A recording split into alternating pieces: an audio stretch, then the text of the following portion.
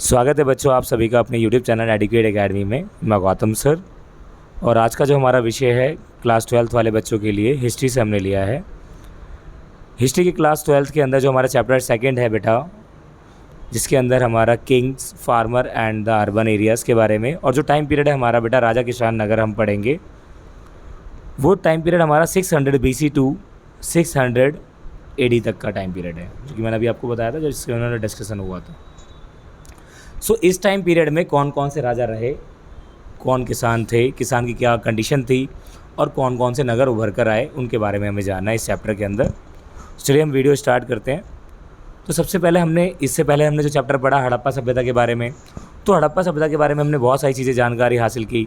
तो हमने पढ़ा 1500 वर्षों से लंबे अंतराल में क्या हुआ, हड़प्पा सभा फैला हुआ था। फिर हमने बात किया उत्तर भारत दक्कन पठार क्षेत्र में, कर्नाटक उपमहाद्वीप में कई क्षेत्र कृषि बस्तियां अस्तित्व में आई। मतलब कि साउथ की साइड बहुत सारी ऐसी जगह थी जहाँ पर क्या थी, कृषि के हमें कुछ साक्ष्य मिले हैं। तो ऐसा ही साउथ की ही बात नहीं है, मतलब पूरे भारत के अंदर कहीं ना कहीं में ऐसे साक्ष्य मिलते रहे हैं। लेकिन अगर हम इस चैप्टर के अकॉर्डिंग देखें तो सबसे पहला हमारा जो पॉइंट आता है वो क्या है, प्रिंसशिप और प्रियदर्शी। किसके बारे में बेटा, प्रिंसशिप और प्रियदर्शी, जिसकी मैंने अभी आपको बताया था रिसेंटली। तो बोलते हैं भारतीय अभिलेख। अभिलेख क्या होता है, जो भारत के अंदर लिखा जाता है उसे हम क्या बोलते हैं, अभिलेख बोलते हैं। तो बोलते हैं 1830 के दशक में ईस्ट इंडिया कंपनी के एक अधिकारी, और जिनका नाम क्या था, जेम्स प्रिंसशिप, उन्होंने ब्रह्मी और ख्रोष्टी लिपि का अर्थ पहली बार क्या निकाला, उन्होंने बताया कि भाई ब्रह्मी और ख्रोष्टी लिपि का क्या मीनिंग है।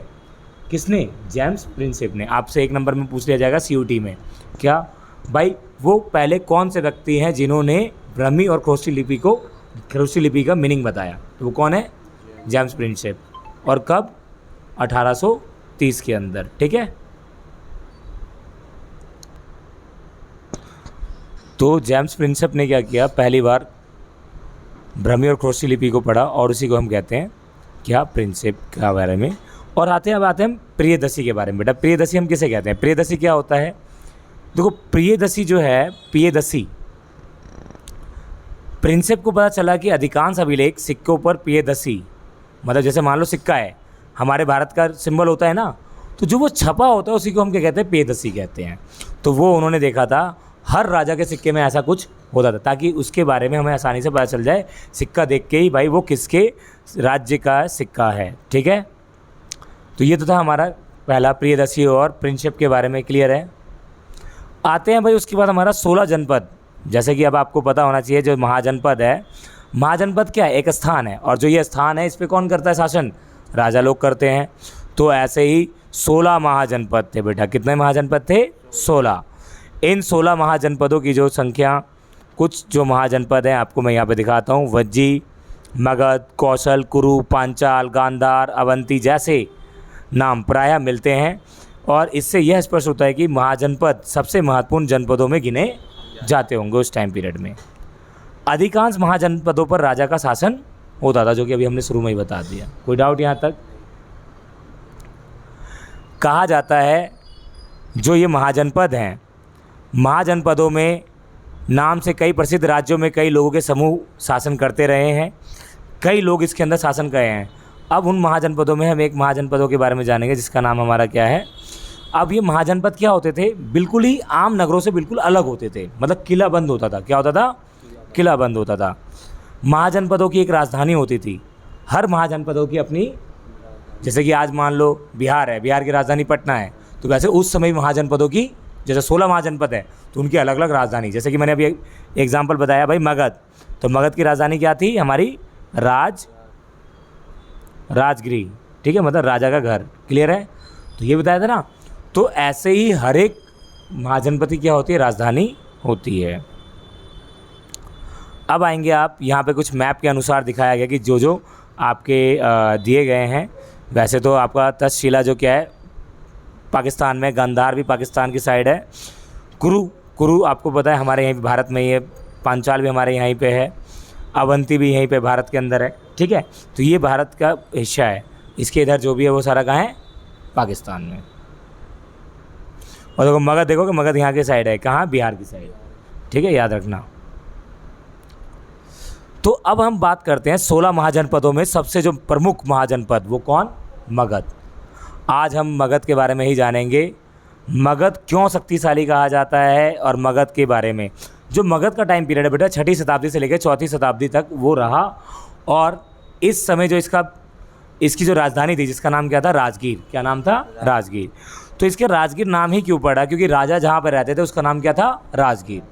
अब राजगीर मगध इतना फेमस क्यों था? क्योंकि भाई वो गंगा और सोम नदी किनारे बसा हुआ था, जिससे कि वो राजा लोग क्या करते थे, अपना आवागमन आसानी से करते थे। इसके अलावा जंगली क्षेत्रों में हाथी उपलब्ध हो जाते थे, जो कि सेना के रूप में बहुत ज़्यादा उपयोग किए जाते थे। आगे अगर हम बात करें महाजनपदों के अंदर जो हमारा मगध है, मगध के अंदर एक सिंगल व्यक्ति ही नहीं, चंद्रगुप्त मौर्य ने ही शासन नहीं किया। किसने किया? बिंबिसार, अजातशत्रु, महापद्मानंद और चंद्रगुप्त मौर्य ने शासन किया। मतलब जब एक डायनेस्टी चल जाती है दूसरी डायनेस्टी आती है। ठीक है बेटा। तो मगध इसलिए फेमस था और कहा जाता है मगध की जो राजधानी 4वीं शताब्दी में चेंज होकर क्या रख दी गई? पाटलिपुत्र। क्या रख दी गई बेटा? पाटलिपुत्र। तो राजगीर को हम राजाओं का घर भी कहते हैं। क्या कहते हैं? राजाओं का घर भी कहते हैं। ठीक है। जो क्या होता था? किले बंद होता था। क्या होता था? फिर यहाँ पे देखो आपको देखने को मिलेगा 4वीं शताब्दी में, तो क्वेश्चन आता है सीयूटी के अंदर, आपके क्वेश्चन इसमें बोर्ड में भी आएगा कि भैया 4वीं शताब्दी में मगध की राजधानी क्या थी। अगर पूछे जाए 6वीं शताब्दी ईसा पूर्व में क्या थी, तो आपको क्या बताओगे? राजगीर। और अगर 4वीं शताब्दी ईसा पूर्व में पूछेगा तो क्या बताओगे? पाटलिपुत्र। क्लियर है? उसके बाद अगर हम बात करें मौर्य साम्राज्य की जानकारी, एक आरंभिक साम्राज्य, जो एक साम्राज्य था उस समय, जो एक नया साम्राज्य आया जिसका नाम क्या था? मौर्य। मगध के विकसित साथ साथ मौर्य साम्राज्य का भी उदय हुआ। जैसे जैसे मगध बढ़ा वैसे क्या हुआ? मौर्य साम्राज्य भी उभर कर सामने आया। मौर्य साम्राज्य के संस्थापक, भाई पूछा जाएगा मौर्य की स्थापना किसने की? चंद्रगुप्त मौर्य ने। और यही वो व्यक्ति हैं, ये उनके दादाजी हैं किनके? अशोक सम्राट के। किसके? अभी बताया था ना मैंने तुम्हें। और अशोक का नाम बहुत स्मरणीय लिया जाता है, क्योंकि तुमने देखा है हमारा जो भारतीय ध्वज है उसके अंदर जो चक्र होता है, जिसके अंदर 24 तिल्लियाँ होती है, वो इन्हीं से प्रेरित होकर ली गई है। और हर एक स्टिक का एक अलग अलग क्या है? मीनिंग है। क्लियर है? तो चंद्रगुप्त मौर्य ने मगध पर कब शासन किया? ये 321 ईसा पूर्व में। ठीक है। और कहा जाता है भारत का सर्वप्रथम शासक माना जाता है अशोक, उनके पौत्र, मतलब बताया ना पोता उनका जो है। तो भारत का सर्वप्रथम शासक अगर पूछा जाए तो कौन है? अशोक। ठीक है। जिसने कलिंग युद्ध, मैंने भी तुम्हें बताया था, इसने कलिंग युद्ध लड़ा था और कलिंग युद्ध जीत गया था वो। और जीतने के बाद उसका हृदय क्या हो गया? परिवर्तन हो गया। परिवर्तन मतलब पहले वो क्या था? तानाशाह, लोगों को टॉर्चर करना, लेकिन उसके बाद उसने टॉर्चर करना क्यों? क्योंकि इसी समय एक धर्म और चल रहा था जिसका नाम क्या था? बौद्ध धर्म। क्या था? बौद्ध धर्म। क्योंकि तुम्हें पता है बौद्ध धर्म क्या बोलता है, अभी तुम 12वीं में ही हो, आगे पढ़ोगे चैप्टर में, उसमें बहुत अच्छी चीज़ें हैं। बौद्ध धर्म जैन धर्म एक अलग टॉपिक है। बौद्ध धर्म क्या बोलता है? हर एक वस्तु के अंदर क्या है? जान है, हमें किसी को सताना नहीं चाहिए। तो ऐसे इन्होंने, इसका हृदय जब परिवर्तन हुआ, इन्होंने बहुत सारे क्या बोले? वृद्धाश्रम खोले, जानवरों के लिए आश्रम। वो क्या होता है? सेफ्टी जो प्लेस होता है, वर्ल्ड सेंचुरीज टाइप, उनको खोला। अगला आता है हमारा प्रश्न, मौर्य वंश की जानकारी हमें कैसे मिलती है? हम कैसे जानते हैं भाई चंद्रगुप्त मौर्य पहला था, उनका पोता अशोक था, हमें कैसे पता चला? तो कई ऐसे हमें एविडेंस मिले जिसके जरिए हमें यह पता चला कि भाई चंद्रगुप्त मौर्य उस समय शासक रहे हैं।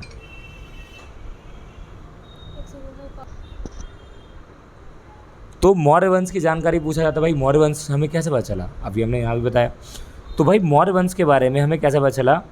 क्योंकि मौर्य के इतिहास की रचना के लिए इतिहासकारों ने विभिन्न प्रकार के स्रोतों का बहुत ज़्यादा प्रयोग किया, मतलब अलग अलग चीज़ों के बारे में उन्होंने जानकारी हासिल की।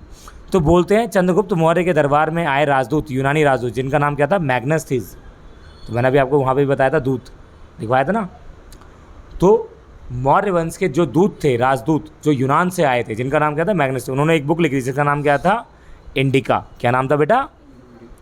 जिससे हमें पता चला कि भाई उस समय मौर्य साम्राज्य रहा था। फिर उसके बाद उनके जो मंत्री थे, जिन्होंने क्या लिखा? अर्थशास्त्र। किसने? चाणक्य ने। जिससे हमें क्या पता चला? मौर्य वंश के टाइम पीरियड था। ठीक है।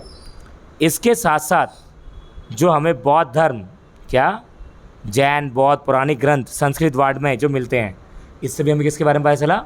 मौर्य वंश के बारे में। फिर हमें बहुत सारे स्तंभ, मतलब पिलर, और बहुत सारे स्तूप मिले, जिससे हमें क्या पता चला? वो अशोक से रिलेटेड थे। और अशोक किसका पोता था? मौर्य वंश, चंद्रगुप्त मौर्य के पोते थे। तो इससे हमें पता चला कि भाई उस समय मौर्य वंश रहे थे। क्लियर है? तो मौर्य वंश की समझ में आ गया। और ये याद रखना, मौर्य वंश की 5 राजधानियाँ थी। कितनी थी? पाटलिपुत्र और 4 प्रांतीय, तक्षशिला, उज्जैनी, तोसली। पाटलिपुत्र पता है ना, इन्होंने ही बनाई थी।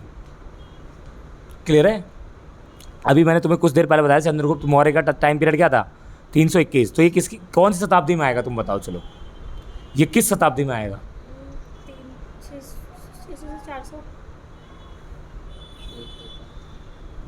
4वीं शताब्दी में आएगा। अगर 300 से ऊपर का समय है, चौथी। तो याद है तुम्हें 4वीं शताब्दी में क्या बनी थी? मगध की राजधानी क्या बनी थी?